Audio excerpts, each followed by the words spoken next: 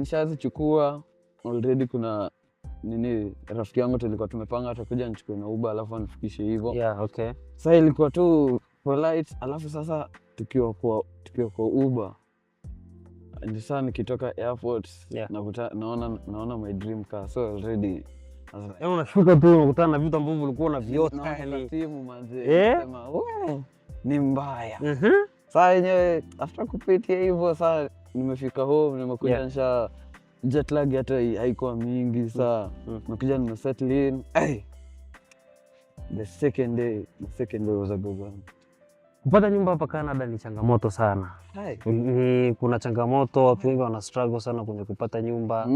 Watu wanapata sana shida kwamba ni mcheki nani, niingie kwenye website gani, namna nzuri ya kupata, kwa sababu kidogo huko ni tofauti na nyumbani. Huko nyumbani tuna madalali. Unaweza kumpigia mtu simu bana, nyumba safi bwana.